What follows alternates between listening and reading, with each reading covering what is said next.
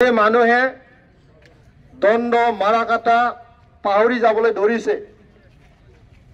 বিভিন্ন জাতি জনগোষ্ঠীৰ মাজত ঘৃণা ভাৱ পাহৰি গৈছে। আজি মিলাপ্ৰীতিৰে ঐক্য সমন্বয় সংহতি সমন্বয় বজাই ৰাখি আমি সকলোৱে জীয়াই থকাৰ কাৰণে এটা পৰিৱেশ আমি পাইছো। আৰু আজি বিটিচি চৰকাৰে সকলোৱে সহায় কৰিবলৈ আহিছে।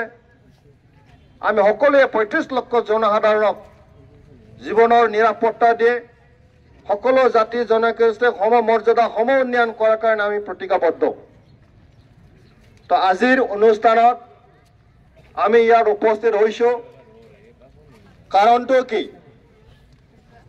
যে আমি ৪টা বছৰ শান্তিৰে অতিক্ৰম কৰিলো। আজি ২৭ জানুৱাৰী আজিৰ দিনটোৰ আমাৰ শান্তি চুক্তি সম্পাদন হৈছিলে। আমি আর ৪টা বছর অতিক্রম করিলু। যে এই ৪টা বছর যে আমি শান্তিরে যাই আছো, এই শান্তিটো আমি চিরস্থায়ী যাতে শান্তি আমি রক্ষণাবেক্ষণ দিব পাৰো, স্থায়ী শান্তি আমি চিৰস্থায়ী আমি যাতে ৰাখিব পাৰো, ইয়াৰ কাৰণে আমি ৰাইজৰ মাজত প্ৰচাৰ কৰিব লাগিব। শান্তিৰ প্ৰয়োজন কি, শান্তিৰ দৰকাৰটো কি, ৪টা বছৰ আমি উপলব্ধ কৰিলো। কোনো মানুহৰ বিনা অৰ্থত আজি জীৱন যাব লগা হোৱা নাই।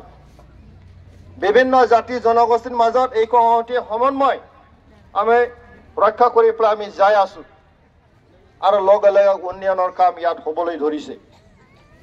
আজি বিভিন্ন জাতি জনগোষ্ঠীৰ মাজত চৰকাৰৰ আঁচনিবিলাক আমি ভালদৰে ৰূপায়ণ কৰিছো। বিটিআৰ চৰকাৰ প্ৰমোদ বড়ো ডাঙৰীয়াৰ নেতৃত্বত বিটিআৰৰ যিমান আঁচনি, সেন্ট্ৰেল গভৰ্নমেন্টৰ আঁচনি, আমাৰ মানে আসাম গভৰ্নমেন্টৰ যেটো আঁচনি আৰ নিজাববীয়াকে বিটিসি সৰকাৰেৰ যিবিলাক আঁচনি লোৱা হৈছে, সেই আঁচনিবিলাক আমাৰ বিটিআৰ অঞ্চলত চুকে কোণে থকা বিভিন্ন জাতি জনগোষ্ঠীৰ মাজত সকলোৱে পাব পৰাকৈ, সকলো বৰ্গই পাব পৰাকৈ আমাৰ এই যেটো সৰকাৰেৰ আঁচনিবিলাক দিবলৈ আমি সক্ষম হৈছো। এমজেনৰেগা